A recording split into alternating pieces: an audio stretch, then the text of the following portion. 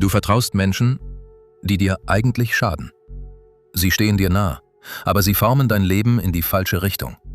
Und genau diese Menschen entscheiden darüber, ob du wächst oder langsam verlierst. In den nächsten Minuten wirst du 3 Menschentypen erkennen, die dich langsam zerstören. Und warum Gott dich davor warnt, ihnen zu viel Raum in deinem Leben zu geben. Du kennst diesen Menschen. Er braucht ständig etwas: Zeit, Energie, Aufmerksamkeit. Du gibst, immer wieder. Und trotzdem ändert sich nichts. Immer dasselbe.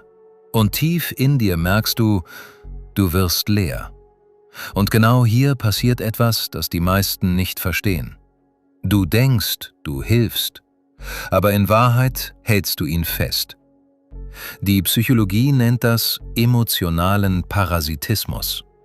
Er übernimmt nichts, du trägst alles. Er nutzt dein Mitgefühl, und je mehr du gibst, desto mehr gewöhnt er sich daran. Und jetzt wird es gefährlich. Du verstärkst sein Verhalten und zerstörst dich dabei selbst. Die Bibel sagt, der Faule begehrt und hat nichts, aber die Seele der Fleißigen wird gesättigt. Sprüche 13,4. Das bedeutet, Gott unterscheidet klar zwischen jemandem, der Hilfe wirklich braucht, und jemandem, der nicht handeln will. Gottes Prinzip ist eindeutig.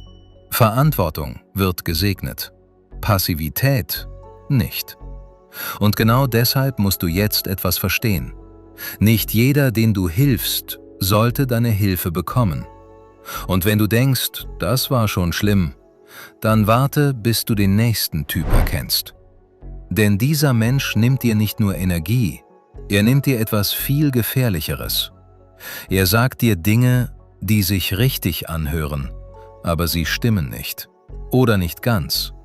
Halbwahrheiten, Ausreden, Widersprüche. Und du spürst es eigentlich, aber du ignorierst es. Und genau hier beginnt dein Fehler.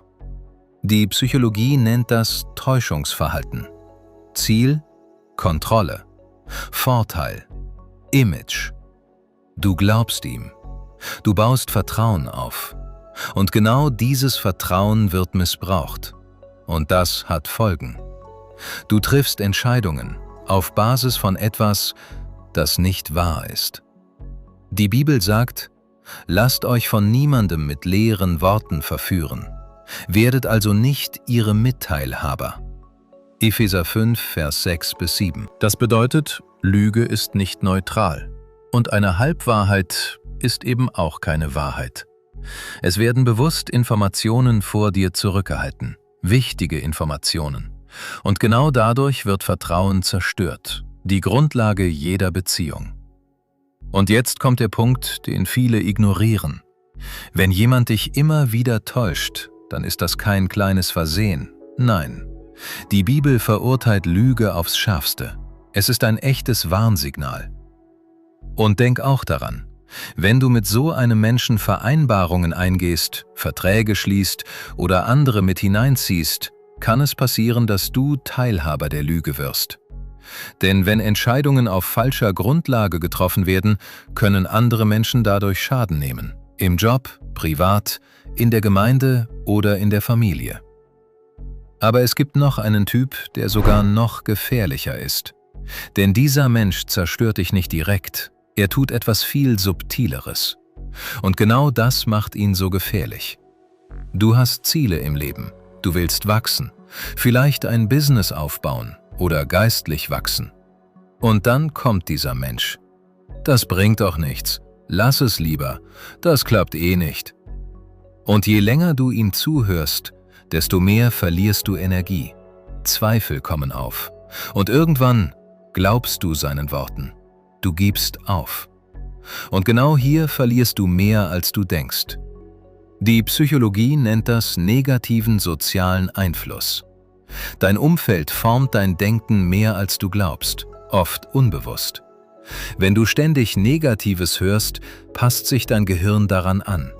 Dein Selbstvertrauen bricht ein, deine Motivation sinkt. Und genau das erklärt alles. Die Bibel sagt, schlechter Umgang verdirbt gute Gewohnheiten. 1. Korinther 15, Vers 33. Das ist kein Vorschlag, das ist ein Prinzip. Dein Umfeld formt dein Leben. Immer. Und genau deshalb warnt Gott dich, weil falsche Menschen dich langsam zerstören können. Still, aber sicher. Du dachtest vielleicht, ich muss diesen Menschen vertrauen, ich muss helfen, ich muss rücksichtsvoll sein. Aber das stimmt nicht. Jesus selbst setzte Grenzen. Er ließ sich nicht täuschen, nicht manipulieren und nicht runterziehen. Er behielt sein Ziel im Auge. Und genau das veränderte alles. Jetzt schau ehrlich auf dein Leben. Wer zieht dich runter? Wer täuscht dich? Wer nimmt nur? Deine Aufgabe? Erstens, zieh klare Grenzen. Zweitens, wenn möglich, reduziere den Kontakt. Triff eine bewusste Entscheidung. Drittens, und bei den Menschen, die du brauchst oder bei denen du nicht einfach sagen kannst, tschüss, das war's, geh ins Gespräch, suche den Dialog und setze klare Grenzen.